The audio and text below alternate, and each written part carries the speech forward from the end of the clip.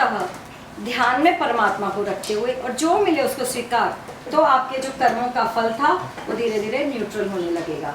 Don't react that कि ये मुझे नहीं चाहिए, ये मेरे साथ क्यों हुआ, क्यों हो रहा है, क्योंकि इसी में आपकी आइडेंटिटी कहीं छुपी हुई है। आपकी मैं जो है वो एक परछाई की तरह छुप जाती है। जब आप कहते हैं मैं ऐसी नहीं हूँ, मुझे ऐसा नहीं, then again you are creating some identity.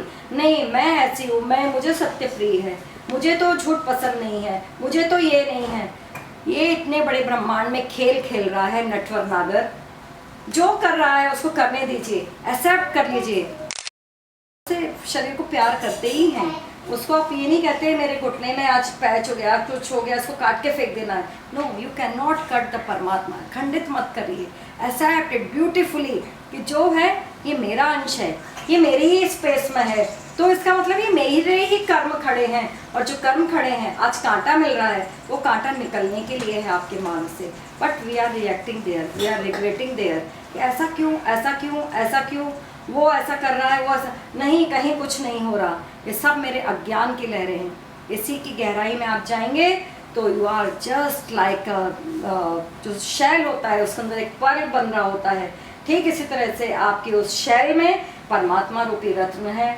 आपको वहाँ पहुँचना है। अगर आप वहाँ नहीं पहुँचते हैं देन ये यात्रा अधूरी होगी। फिर हम कब आएंगे? पुनरपि जननम पुनरपि मरणम पुनरपि जननी जठरे शयनम यही संसारे बहु दुस्तारे कृपया पारे पाहे मुरारे। आदि शंकराचार्य ने कहा है। वो हमें मार्ग बता रहे हैं, ये पथ बता रहे हैं कि जगन्नाथ जी की यात्रा कहाँ से जाए। हम जगन्नाथ हैं, हमारे अंदर वही प्राणों का पति रथ के रूप में भी है और रथी के रूप में भी है। तो हमारे हर कर्म इतने ब्यूटीफुल हों कि पहले अगर मैं हथेली पर गुलाब रखूं किसी को देने, तो पहले मेरी हथेली भर जाती है खुशबू से। तो जो आप दे रहे हैं सुंदरता से अपने विचार दीजिए, अपना व्यवहार परमात्मा को प्रेम बना के। जरूरी नहीं है कि आपने कुछ दान धर्म ही किया, एक फल भी किसी को घर में उठा के दिया, ब्यूटीफुली दीजिए कि इसके अंदर परमात्मा है, सब प्रसाद है उसका। क्योंकि इसका जनरेटर मैं तो नहीं हूँ, वो एक परम अस्तित्व एक गेहूं के दाने को भी बना रहा है, और वो मेरे शरीर में जाके एक शक्ति बन रहा है। वो शक्ति बने तो प्रेम की बने, भक्ति की बने। फिर आप देखेंगे कि आपका जीवन क्या है।